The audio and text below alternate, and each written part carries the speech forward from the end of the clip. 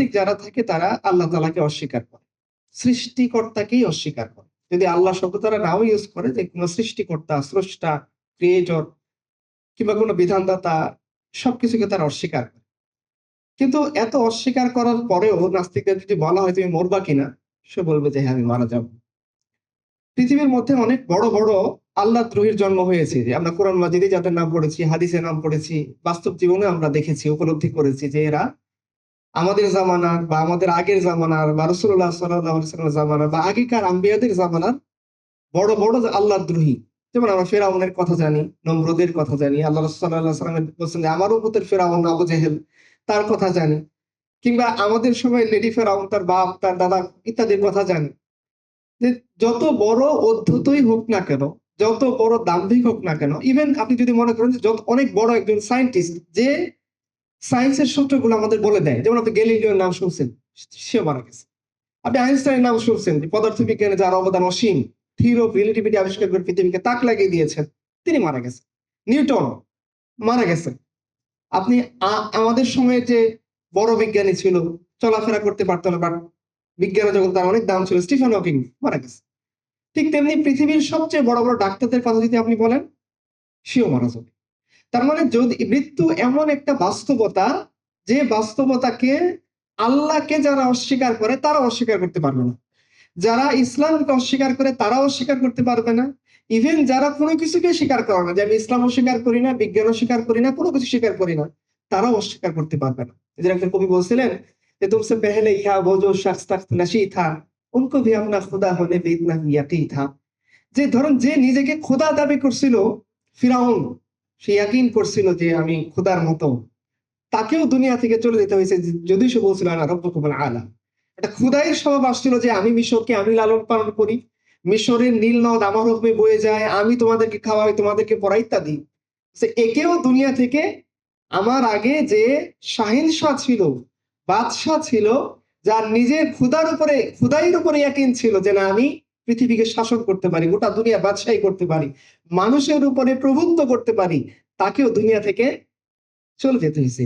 কবি বলছিল যে মিলে খাক মে আহলে শাহ कैसे कैसे मकी हो गई इला मका कैसे कैसे हुए नामवर बेनिशा कैसे कैसे जमी खा गई आसमां कैसे कैसे। যে আমাদের চোখের সামনে আমরা দেখছি কত বড় বড় নামজাদা, সাহেবজাদা, ডাক্তার সাহেব, ইঞ্জিনিয়ার, স্টিফেন হকিং মারা গেছে। আমরা আমাদের চোখের সামনে দেখছি কত বড় বড় মাকান, ঘর, আসবাব।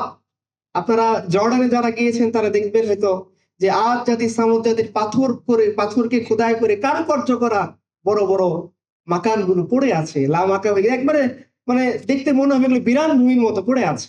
অথচ এগুলো দাপটশালী এক সভ্যতার অনুসারীরা বানিয়েছিল, যেটা এখন পর্যন্ত সায়েন্স বানাতে গেলে হিমশিম খায় যে পাহাড় কেটে এত সুন্দর কারুকার্য কিভাবে সম্ভব। তার মানে আপনি আমি আমাদের চোখের সামনের সবচেয়ে বড় বাস্তবতা কি? মৃত্যু। যেটার ব্যাপারে কেউ দ্বিমত করবে না। ধরেন যে অন্য কোনো ব্যাপারে তার ইখতিলাফ থাকুক, কিন্তু এখানে সবাই সবাই ইজমা করবে, কাফেরও ইজমা করবে, মুশরিকরাও ইজমা করবে, মুলহিদ যারা তারা ইজমা করবে, নাস্তিক আপনি যার কথা বলেন, যত জীব আছে তারা এখানে ইজমা যে তাকে একটা সময় মরে যেতে হবে। তাহলে মরে যে যাওয়া এটার ব্যাপারে কারো কোনো দ্বিমত নাই, আমাদের তো নাই, পৃথিবীর অন্য কোনো সৃষ্টিও দ্বিমত নাই। আপনারা জানেন পৃথিবীর বিভিন্ন সময়ে অমরত্বের ওষুধ আবিষ্কার করার চেষ্টা করা হয়েছে। আপনারা ছোটবেলায় যে হয়তো গল্প গুজবে পড়ে থাকবেন, বিভিন্ন বাদশাদের চেষ্টা করছেন, বিভিন্ন সময়ের যারা ক্ষুধাদ্রোহী তারা চেষ্টা করছেন, বড় বড় ডাক্তাররা চেষ্টা করছেন, স্টিল নাও তারা কি অমরত্বের কোন ঔষধ আবিষ্কার করতে পারছেন? দেখেন ওয়েস্টের কাছে কত ক্ষমতা, আপনারা দেখেন না যে মিসাইল বানাইছে তারা, দেন 17,000 কিলোমিটার, 13,500 কিলোমিটার, কত মিসাইল। তেল আবিব থেকে মিসাইল নিক্ষেপ করতেছে 1950 কিলোমিটার দূরে গিয়ে ইরানে আঘাত আনতেছে। তো এই যে ক্ষমতা, আপনি আমেরিকার বোমার বিমান দেখছেন, মাটির কত 100 মিটার গভীরে তারা উপর থেকে বম নিক্ষেপ করে নিচের দিকে চলে যাচ্ছে।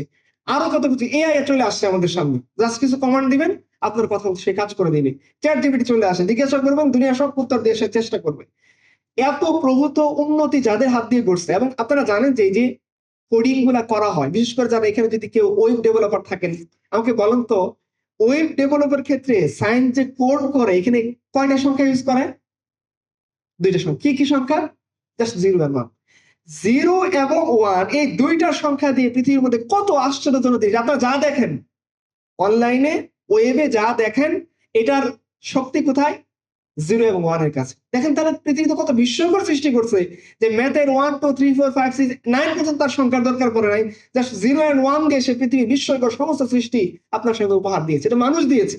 কিন্তু যে মানুষ এত কষ্ট করে নিউক্লিয়ার বোমা বানিয়েছে, এআই বানিয়েছে, ChatGPT বানিয়েছে, Google Chrome, আপনি ওই দেখেন iPhone 17 Pro Max বানিয়েছে, এত মেগাপিক্সেল ক্যামেরা, বড় বিমান, এত কৃত্রিম উপগ্রহ বানাচ্ছে, হ্যাঁ নেটওয়ার্ক আমরা যদি দেখেন যে আমেরিকা থেকে কল করেছে 3-4 সেকেন্ডের মধ্যে আপনার কথা চলে আসছে। এত বিস্ময়কর উন্নতি যে মানুষ করেছে, স্টিল নাও সেই মানুষ, সেই সায়েন্স, সেই সায়েন্টিস্ট, সেই রিসার্চাররা মিলে সবাই মিলেও এখনো পর্যন্ত অমরত্বের কোনো ওষুধ আবিষ্কার করতে, তার মানে এই ব্যাপারে সবার এখনো পর্যন্ত ইজমা তাকে মরে যেতেই, হ্যাঁ মরে কোথায় যাবে এ ব্যাপারে দ্বিমত আছে, বাট মরবে যে এ ব্যাপারে কারো দ্বিমত আছে? প্রথম পয়েন্ট, না কারো দ্বিমত নাই।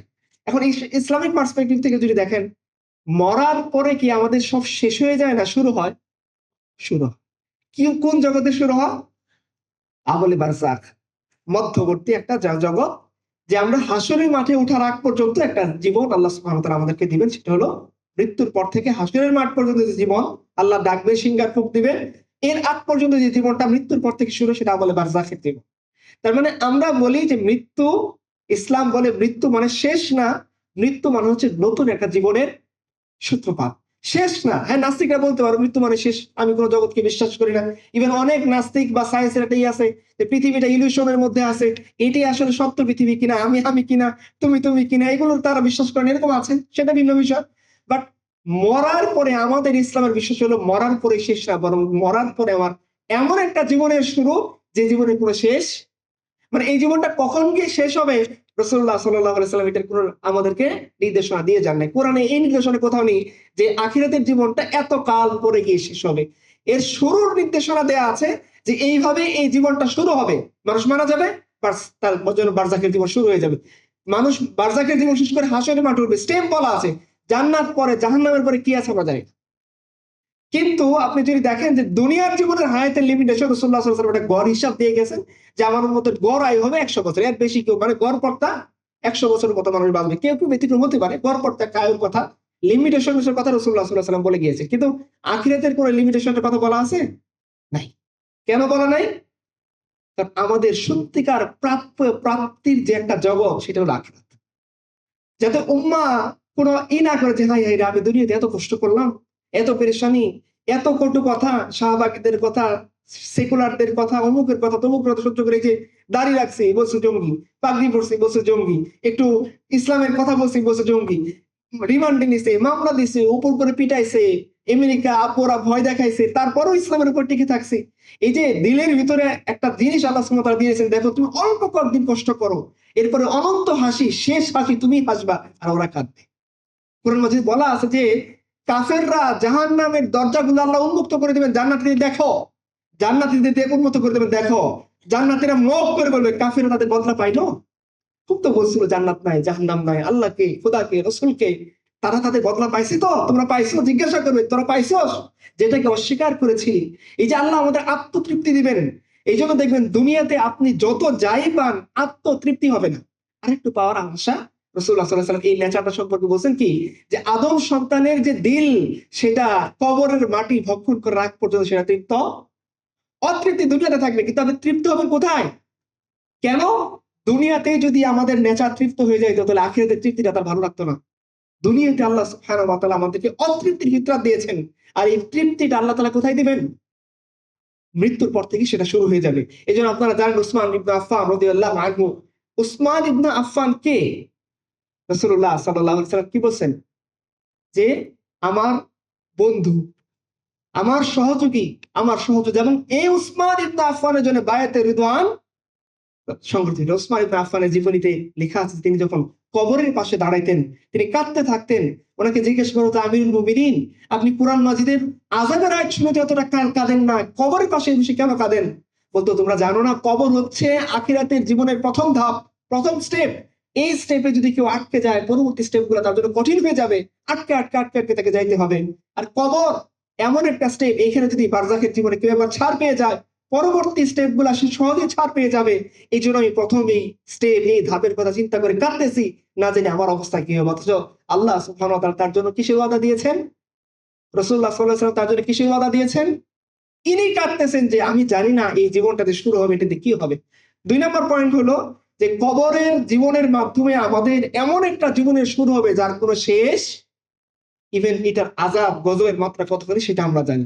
এখন ৩ নম্বর পয়েন্ট আমাদের মূল আলোচনা, যে এই মৃত্যুটা কেমন হইলে আমরা বুঝতে পারবো যে হ্যাঁ, আখিরাতের জীবনে আমরা কামিয়াব হব, সফল হব। আল্লাহ সুবহানাহু ওয়া তাআলা আমাদেরকে বারজাখের জীবনেও আটকাবেন না। আল্লাহ সুবহানাহু ওয়া তাআলা আমাদেরকে পরবর্তীতে হাসরেও আটকাবেন না, মিজানেও আটকাবেন না, পুলসিরাতেও আটকাবেন না। জান্নাতের সামনে কিছু মানুষকে বেঁধে রাখা হবে যে যাও তুমি গিয়ে আগে তুমি যে মাখলুকের অধিকার আদায় করো না, এগুলো আদায় করো। দিতে তার অবস্থা খারাপ হয়ে যাবে। এরকম অনেক মানুষ থাকবে। এরকম হবে না। নিশ্চিত যে আমরা এরকম একটা মৃত্যু হইলে পরে কনফার্ম জান্নাতি। ফেসবুকের কনফার্ম জান্নাতি না, রিয়েলি। ফেসবুকে যেরকম আপনারা বলেন ওই কনফার্ম জান্নাতির কথা আমি বলতেছি না। সত্যিকার অর্থে কোরআন সুন্নাহর মানদণ্ডে কনফার্ম জান্নাতি হইতে পারবো কি সিমটম থাকলে, এরকম কয়েকটা সিমটম আমি ইনশাআল্লাহ অল্প সময়ের মধ্যে আপনাদেরকে আলোচনা করার চেষ্টা করব। প্রথম আপনাদেরকে আমি একটা এক্সাম্পল দিই। রাসূলুল্লাহ সাল্লাল্লাহু আলাইহি সাল্লামের ক্লোজ চাচা এবং তিনি সাইয়্যিদাতুশ শুহাদা, তার নাম কি বলেন? হামজা ইবনে আব্দুল মুত্তালিব রাদিয়াল্লাহু আনহু। হামজা ইবনে আব্দুল মুত্তালিব রাদিয়াল্লাহু আনহু তিনি মারা গিয়েছেন, শহীদ হয়েছেন কোন যুদ্ধে? কোন যুদ্ধে? উহুদের যুদ্ধে। রাসূলুল্লাহ সাল্লাল্লাহু আলাইহি ওয়াসাল্লাম এবং সাহাবায়ে কেরামদের সবচেয়ে মর্মান্তিক একটা যুদ্ধ ছিল উহুদের যুদ্ধ। কিছু সাহাবায়ে কেরাম একটি ভুল ইজতিহাদ করেছেন। এই ভুল ইজতিহাদের কারণে তাদের উপর অনেক বড় একটা বিপদ আসে। এরপর আল্লাহ তাআলা তাদের বিপদ কাটায় দিয়েছেন। রাসূলুল্লাহ সাল্লাল্লাহু আলাইহি ওয়াসাল্লাম সাহাবায়ে কেরামকে নিয়ে পাহাড়ের উপরে উঠে গেছেন। এই উহুদের যুদ্ধের মধ্যে রাসূলুল্লাহ সাল্লাল্লাহু আলাইহি ওয়াসাল্লাম যখন যুদ্ধ শেষ করে তার ক্ষত বিক্ষত দেহ নিয়ে উহুদের পাহাড়ের উপরে উঠে গেলেন এবং কাফিররা আবু সুফিয়ান পরবর্তীতে মুসলমান হয়েছে রাদিয়াল্লাহু আনহু, তখন তিনি ওই মুশরিকদের বাহিনীর কমান্ডার ইন চিফ তিনি চলে গেলেন। রাসূলুল্লাহ সাল্লাল্লাহু আলাইহি ওয়াসাল্লাম ম্যাক্সিমাম সাহাবী নিয়ে তিনি পাহাড়ের উপরে উঠে গেলেন। তো তিনি জিজ্ঞাসা করতেছেন, যাও গিয়ে খবর দাও যে আমার বাকি সাহাবীরা কে কোথায়, কার কি অবস্থা, কে শহীদ হয়েছে তার কি অবস্থা, কাকে মুসলা করা হয়েছে তার কি অবস্থা, আহত হয়ে পড়ে আছে তাদের কি অবস্থা, আমাকে একটু রিপোর্ট দাও। সবাই সাহাবী গিয়ে খুঁজে খুঁজে বের করতেছেন কার কি অবস্থা, কে কোন অবস্থায় আছে। খুঁজে খুঁজে রাসূলুল্লাহ সাল্লাল্লাহু আলাইহি ওয়াসাল্লামের চাচা হামজা ইবনে আব্দুল মুত্তালিবকে পাওয়া। রাসূলুল্লাহ সাল্লাল্লাহু আলাইহি ওয়াসাল্লামের সামনে উহুদের লাশ এক এক করে জড়া করা হলো। হামজা ইবনে আব্দুল মুত্তালিব, আব্দুল্লাহ ইবনে জাহাশ, এরকম মুসআব ইবনে উমাইর, বড় বড় সাহাবী যারা একটা সময় লাক্সারিয়াস জীবন যাপন করেছেন, আমার আপনার চেয়ে ঢের গুণ বেশি লাক্সারিয়াস লাইফ লিড করেছেন মুসআব ইবনে উমাইর, হামজা ইবনে আব্দুল মুত্তালিব। হ্যাঁ, ইনারা বড় বড় সাহাবী ছিলেন। মনে করার কোনো কারণে যে খুব মানে লো ক্লাস থেকে উঠেছেন, সমাজের এরিস্টক্রেট ক্লাসের অন্তর্ভুক্ত। ইনাদের লাশের সারি রাসূলুল্লাহ সাল্লাল্লাহু আলাইহি ওয়াসাল্লামের সামনে। রাসূলুল্লাহ সাল্লাল্লাহু আলাইহি ওয়াসাল্লাম যখন তার চাচার লাশ দেখলেন আর তিনি বরদাস্ত করতে পারেন নাই। সাহাবায়ে কেরাম এই দৃশ্য দেখে নিজেরাও কাঁদতেছেন যে রাসূলুল্লাহ সাল্লাল্লাহু আলাইহি ওয়াসাল্লাম এত বেশি কান্না করছেন যে তিনি আর এত চোখের পানি ঝরতেছে, যে এত চোখের পানি রাসূলুল্লাহ সাল্লাল্লাহু আলাইহি ওয়াসাল্লাম এর আগেও ঝরে নাই, এর পরেও আর ঝরে নাই। রাসূলুল্লাহ সাল্লাল্লাহু আলাইহি ওয়াসাল্লাম তিনি যখন এইভাবে চাচার জন্য বেদনা বিধুর একটা পরিস্থিতি অকাতরে কাঁদতেছেন আর তার মনে আসছে যে এটা প্রতিশোধ নেওয়া দরকার। রাসূলুল্লাহ সাল্লাল্লাহু আলাইহি ওয়াসাল্লাম সাহাবায়ে কেরাম বলছে, ইয়া রাসূলুল্লাহ অনুমতি দেন। হামজা ইবনে আব্দুল মুত্তালিব একজনকে তারা এরকম অবস্থা করছে। হামজা ইবনে আব্দুল মুত্তালিবের নাক কাটা হয়েছে, কান কাটা হয়েছে, হাত কাটা হয়েছে, বুক ফেরে কলিজা বের করে এটাও চিবিয়ে ফেলে যাওয়া হয়েছে। সাহাবায়ে কেরাম এই দৃশ্য দেখে এমন গোসা উঠছেন, বলছে, ইয়া রাসূলুল্লাহ অনুমতি দেন, আমরা একজনের বদলে ৭০ জনকে এরকম টুকরা টুকরা করবো। আল্লাহ তাআলা বলছেন, না, ওরা পাশাপাশি কাজ করুক। ইসলামে মুসলমানদের জন্য এটা জায়েজ নাই যে শত্রু বাহিনীকে মারার পর তার নাক কান কাটবা, এরকম পার্শ্ববর্তীতা তোমাদের জন্য জায়েজ নাই। তোমরা তোমাদের রাগকে নিয়ন্ত্রণ করো। আল্লাহর হাবিব রাসূলুল্লাহ সাল্লাল্লাহু আলাইহি ওয়াসাল্লাম চোখ দিয়ে পানি ঝরতেছে। আল্লাহ সুবহানাহু ওয়া তাআলা রাসূলকে যতবার তিনি বিষণ্ণ হইতে দেখেছেন, রাসূলকে যতবার তিনি কান্না করতে দেখেছেন, ততবার তিনি জিবরিল আমিনকে পাঠিয়েছেন, যাও আমার রাসূলকে একটু সান্ত্বনা দাও। বারবার এরকম হয়েছে, কিতাবে লেখা আছে। এই স্টেপে এসে রাসূলুল্লাহ সাল্লাল্লাহু আলাইহি ওয়াসাল্লাম কষ্ট পাচ্ছেন, কাঁদতেছেন, চোখ দিয়ে অনবরত পানি ঝরতেছে। রাসূলুল্লাহ সাল্লাল্লাহু আলাইহি ওয়াসাল্লামকে সান্ত্বনা দেওয়ার জন্য আরশে আজিমের মালিক পাঠিয়ে দিয়েছেন জিবরিলকে, জিবরিল গিয়ে বলো যে আল্লাহ তাআলা আসমানে লিখে দিয়েছেন হামজা আল্লাহর সিংহ, আল্লাহ রাসূলের সিংহ। আল্লাহ তাআলা ঘোষণা করে দিলেন যে রাসূল তুমি কেঁদো না, তুমি মনে করিও না হামজা ইবনে আব্দুল মুত্তালিবের মৃত্যু বৃথা গিয়েছে।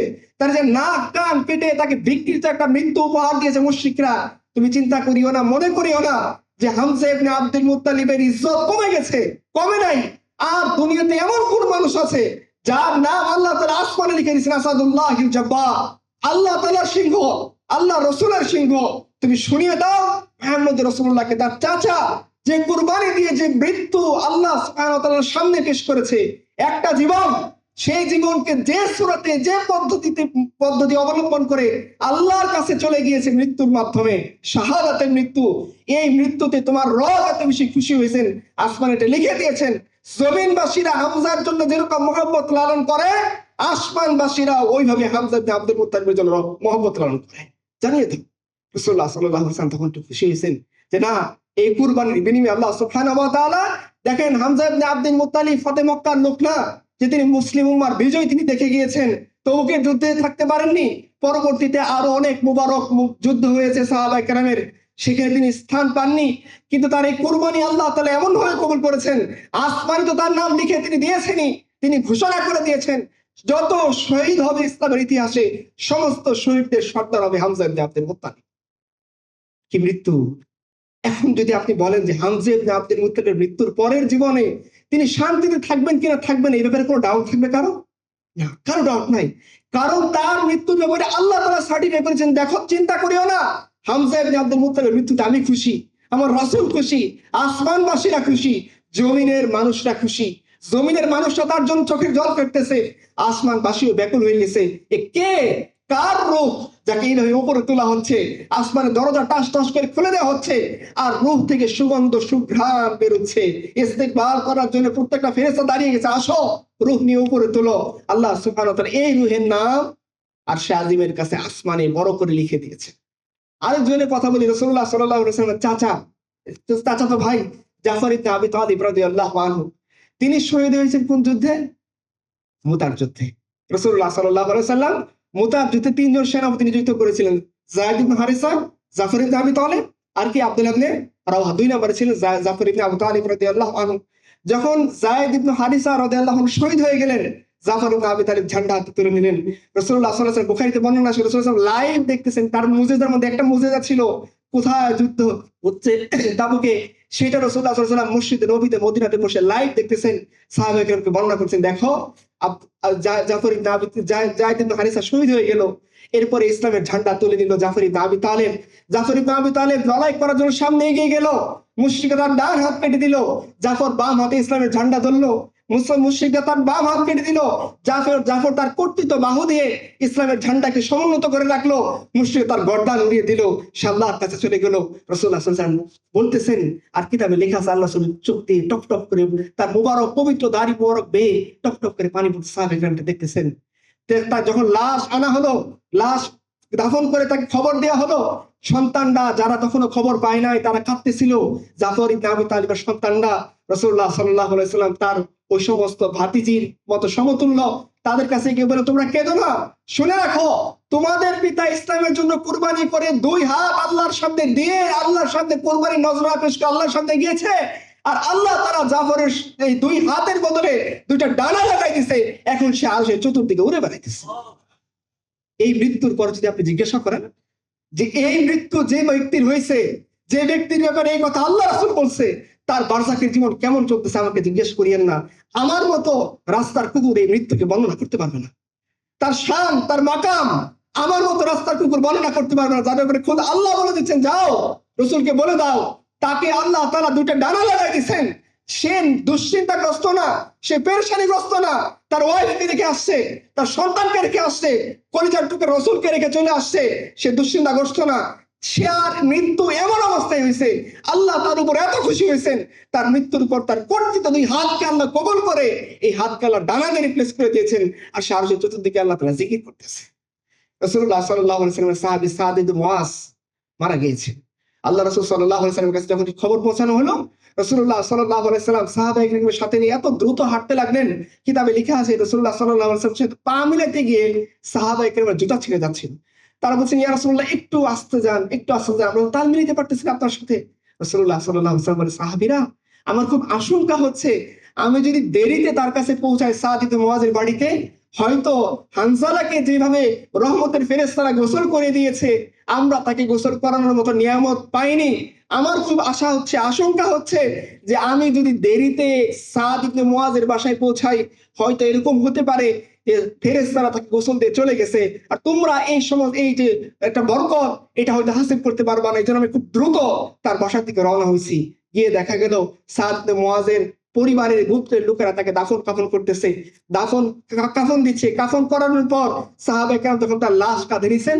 সবাই বলছেন, ইয়া রাসূলুল্লাহ, এত হালকা লাশ তো আমরা কখনো বহন করিনি, আমরা অনেক খাটিয়ে নিয়েছি। আপনারা জানেন, মানুষ যখন লাশে রূপান্তরিত হয়, সমস্ত অস্থি মজ্জার জোড়া ছেড়ে দেয়, তার ওজন ওয়েট আগের থেকে বেড়ে যায়, এটাকে খাটিয়ার উপরে তুললে অনেক বেশি কষ্ট হয়, 4 জন নিতে ঘাম ছুটে যায়।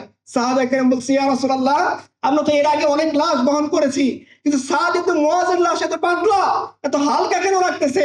রাসূলুল্লাহ সাল্লাল্লাহু আলাইহি ওয়াসাল্লাম বলছে, সাহাবীরা, আমি যেটা দেখি তোমরা দেখো না, আমি দেখতেছি সাদ ইবনে মুআযের লাশ বহন করার জন্য আল্লাহ তাআলা আসমান থেকে ফেরেশতা পাঠাইছে। তোমরা কি মনে করছো লাশ তোমরা বহন করতেছো? না, শুধু ইনসান এই লাশ বহন করতেছে না, আল্লাহ এই লাশ, এই মৃত্যু, এই শহীদের উপরে এত খুশি, আল্লাহ 7 আসমানের উপর থেকে ফেরেশতা পাঠিয়েছেন, যাও আমার এই প্রিয় বান্দার লাশ তোমরা বহন করো। রাসূলুল্লাহ সাল্লাল্লাহু আলাইহি ওয়াসাল্লাম পা এভাবে দিয়ে হাঁটতেছেন। সাহাবাকে এটার কারণ কি, ইয়া রাসূলুল্লাহ, আমরা তো দেখছি আপনি স্বাভাবিকভাবে হেঁটে আসলেন, এই জানাজা নিয়ে আপনি খুব গুরুস্থান পর্যন্ত যাইতেছেন, পা এইভাবে খাড়া করে করে কেন হাঁটতেছেন?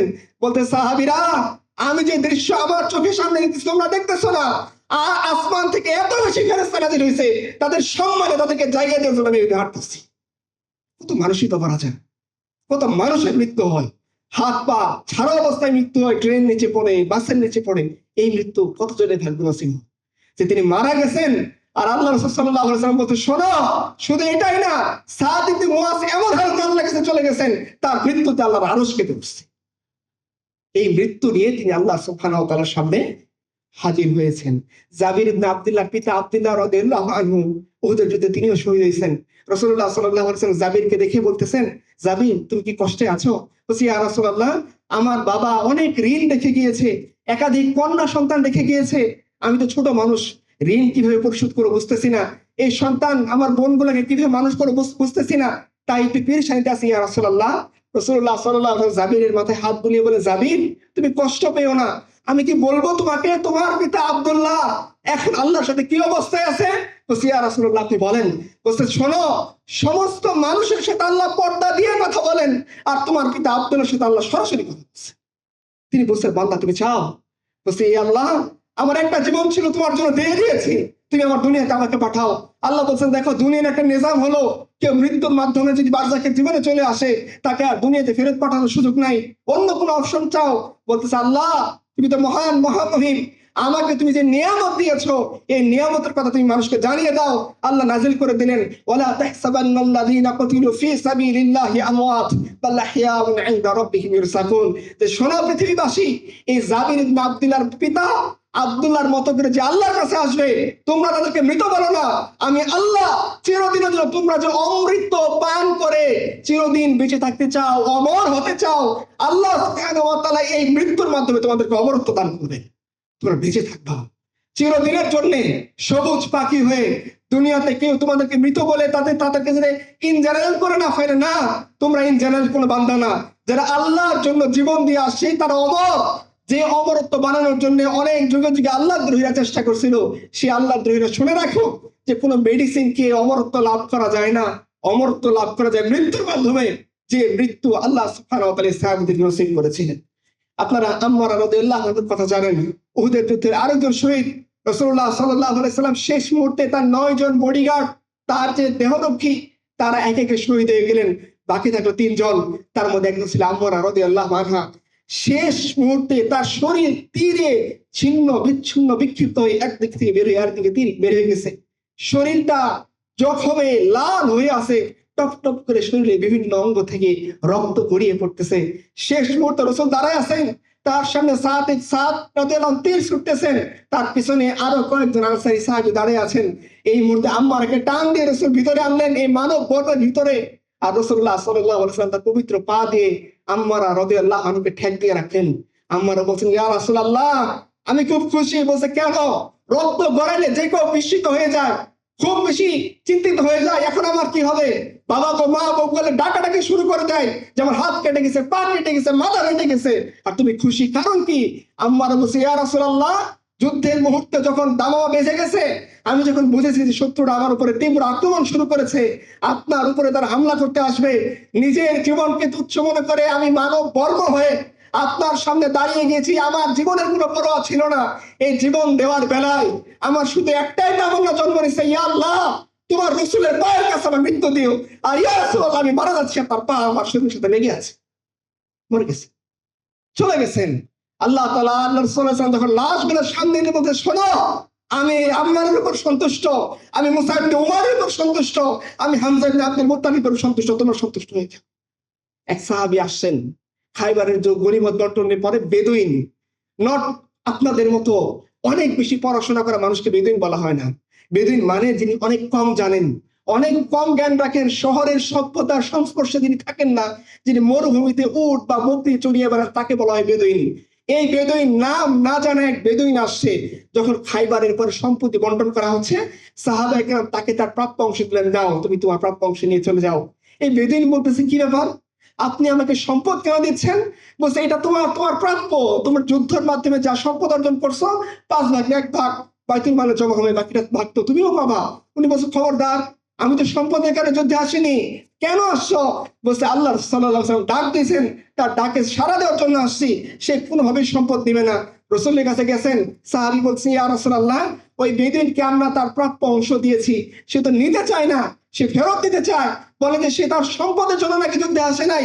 রাসূলুল্লাহ সাল্লাল্লাহু আলাইহি ওয়াসাল্লাম তাকে ডাকালেন, আসো, কি সমস্যা? বলছি, ইয়া রাসূলুল্লাহ এই গনিমত, এই মাল, এই সম্পদের জন্য আমি যুদ্ধ করতে আসিনি, এক আল্লাহর দিকে তাকিয়ে আপনার ডাকে সাড়া দিয়ে জীবন দেওয়ার জন্য আমি এখানে আসছি, আমার অন্য কোনো উদ্দেশ্য নাই। রাসূলুল্লাহ সাল্লাল্লাহু আলাইহি ওয়াসাল্লাম খুশি হয়ে বললেন, শোনো, তুমি যদি তোমার উদ্দেশ্যের উপরে সৎ থাকো, সত্যি যদি তুমি এটা চাও, তুমি এক আল্লাহ এক রাসূলের জন্য যুদ্ধ করে জীবন দেওয়ার জন্য তুমি এখানে আসছো, আল্লাহ তোমার নিষ্ঠার কারণে অবশ্যই তোমাকে এই মৃত্যু দান করবেন।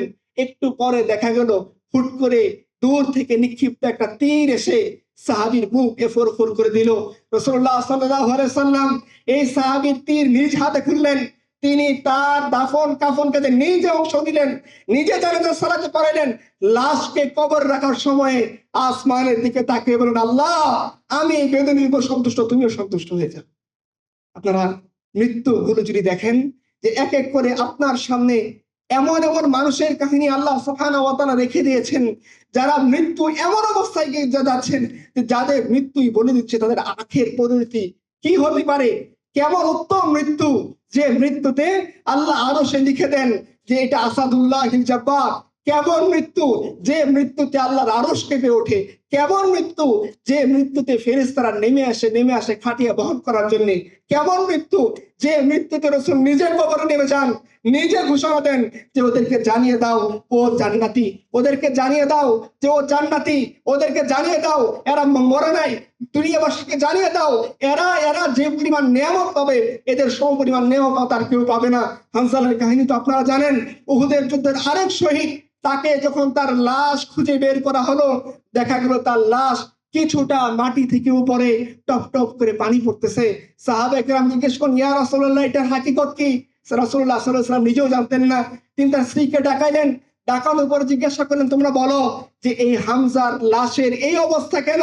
বলতেছে, ইয়া রাসূলুল্লাহ এর একদিন আগেই তার বিবাহ হয়েছে, নতুন বিয়ে, সে তার স্ত্রীর সাথে রাত কাটানোর পর আপনি যখন উহুদের ময়দানে চলে আসছেন, সে এটা বরদাস্ত করতে পারেনি যে আমি আমার স্ত্রীর সাথে উষ্ণতা নিব, আর আমার রাসূল, আমার প্রিয়তম মাহবুব, তিনি বদরের ময়দানে শত্রুর বিরুদ্ধে লড়াই করতে করতে রক্ত ঘাম ঝরাবেন, এটা তিনি বরদাস্ত করতে পারেননি। এই জন্য তিনি আমাকে এই উষ্ণতাকে রেখে আল্লাহ দিনের জন্য ডাক দেওয়া হয়েছে, তিনি চলে গিয়েছেন এবং এই অবস্থায় তার মৃত্যু নসিব হয়েছে। রাসূলুল্লাহ সাল্লাল্লাহু আলাইহি ওয়াসাল্লাম বলে, শুনে রাখো হানজালা জান্নাতি। ডিক্লেয়ার আল্লাহ রাসূল করে দিচ্ছেন। কেন?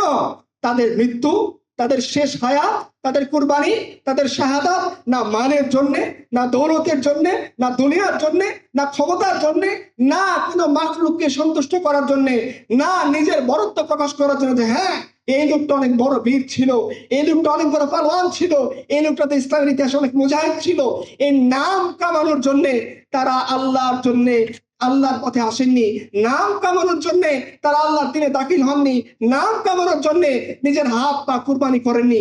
এমন অবস্থায় নিজের মৃত্যুকে আল্লাহর সামনে পেশ করেছেন, এমন অবস্থায় রূহকে নেওয়ার জন্য ফেরেশতাদের সামনে নিজেকে পেশ করেছেন, যে মুহূর্তে আল্লাহ তার উপর সন্তুষ্ট, যে মুহূর্তে রাসূল তার উপর সন্তুষ্ট, এবং এই মৃত্যুর উদ্দেশ্য দুনিয়া ছিল না। ইকবাল বলেছেন যে গাজী এ তেরা পুরস্কার বান্দে जिन्हें तूने बख्शा है ज़ौक़े खुदाई दोने इनके ठोकर से सहरा व दरिया सिमट कर पहाड़ इनके हैबत से राई दो आलम से करती है बेगाना दिल को अजब चीज है लज्जत आशनाई শাহাদাত হে মাতলুব ও মাকসুদ মুমিন না মালে গনিমত না কিশোর কুশাই।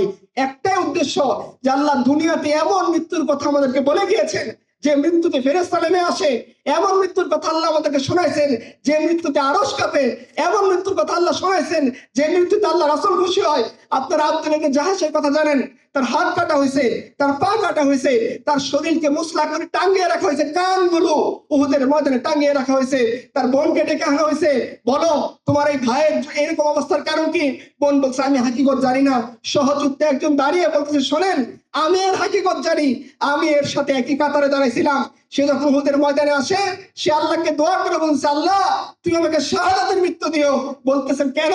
তিনি নিজে বলছে আল্লাহ এই জন্যে যখন আমি আল্লাহর সামনে কিয়ামতের দিন দাঁড়াবো, আল্লাহ আমাকে জিজ্ঞাসা করবেন তুমি আমার জন্য কি উপহার নিয়ে আসছো, কি আমল করে আসছো, এমন কি আছে যেটা তুমি আজকে দেখে তুমি আমার সামনে নাজাতের ফয়সালা চাইতে পারো। তখন আমি আল্লাহকে দাঁড়িয়ে বলবো আল্লাহ আমি তোমার রাস্তায় তোমার শত্রুর বিরুদ্ধে বীরের মতো লড়াই করছি, লড়াই করতে করতে আমার উপরে কোন শক্তিশালী শত্রু সওয়ার হয়েছে, সে আমার সাথে যুদ্ধ করছে, আমি তার সাথে যুদ্ধ করছি, বিরোধীদের সাথে লড়াই করতে করতে সে আমাকে পরাস্ত করে ফেলছে। এখানে যাতে শেষ না হয়, পরবর্তী স্টেপ কি চাও বান্দা? বলতেছে আল্লাহ আমাকে সে শহীদ করে দিবে, আর তার দিলের ভিতরে এত জিজ্ঞাসা থাকবে, সেই জিজ্ঞাসা মেটানোর জন্য আমার হাত কাটবে, আমার পা কাটবে, আমার চোখ কাটবে, আমার কান কেটে ঝুলিয়ে রাখবে, এটা আমি চাই। জিজ্ঞাসা করা হচ্ছে কেন? বলতেছে আল্লাহ তুমি যখন কিয়ামতের ময়দানে আমাকে জিজ্ঞাসা করবা তুমি আমার জন্য কি নিয়ে আসছো, যার বিনিময়ে তুমি আজকে আমার কাছে নাজাত চাইতে পারো। আল্লাহ আমি তখন বলবো আল্লাহ আমার কান তোমার রাস্তায় কাটা পড়ছে, আমার চোখ তোমার রাস্তায় কাটা পড়ছে, আমার কলিজা তোমার রাস্তায় কাটা পড়ছে, এখন তুমি আমার উপর রহম করো। এই ধরনের মৃত্যুর জন্য সাহাবায়ে প্রস্তুত থাকতেন। এরকম মৃত্যু না হুট করে আসছে হাসপাতালের বেডে, নাকে তার লাগানো, মুখে তার লাগানো, পেছনে রাস্তায় তার লাগানো, বাঁচার তামান্না, আরো লম্বা সময় ধরে বেঁচে থাকতে হবে, আরো দুনিয়াকে আঁকড়ে ধরে থাকতে হবে। একটা মাকান বানাইছে আরেকটা বানাইতে হবে, একটা ফ্ল্যাট বানাইছে আরেকটা ফ্ল্যাটের চিন্তা থাকবে, আমার ব্যবসা কিভাবে বাড়তে থাকবে এই চিন্তা, ওয়াইফের চিন্তা, দুনিয়ার চিন্তা, আমার চাকরি, আমার ব্যবসা, আমার ক্যারিয়ার, এই চিন্তা করতে করতে আল্লাহর কাছে যাবেন। এরকম মৃত্যুর মাধ্যমে এই ধরনের ফজিলত অর্জিত হবে না। এটা সেই মৃত্যুর মাধ্যমে অর্জিত হবে যে মৃত্যু বলতে পারে যে আল্লাহ তোমার সামনে কুরবানি করার মতো আমার যা ছিল সর্বোচ্চটা নিয়ে তোমার সামনে হাজির হয়েছি, তুমি আমার জীবনকে কবুল করো, তুমি আমার মৃত্যুকে কবুল করো, তুমি আমার জিসমকে আমার দেহকে তুমি কবুল করো। ওয়ালাস্তু উবালি হিনা উকতালু মুসলিমান আলা আই জানবিন কানা লিল্লাহি মাফরাই ওয়া যালিকা ফি যাতিল্লাহি ওয়া ইয়াশা ইউবারিক আলা সালি শিরবিন মুমাজ্জাই। আল্লাহ তাআলা আমাদের সবাইকে এই ধরনের বরকতপূর্ণ মৃত্যু নসিব করুন। ওয়া আখিরু দাওয়ানা আলহামদুলিল্লাহি রাব্বিল আলামিন।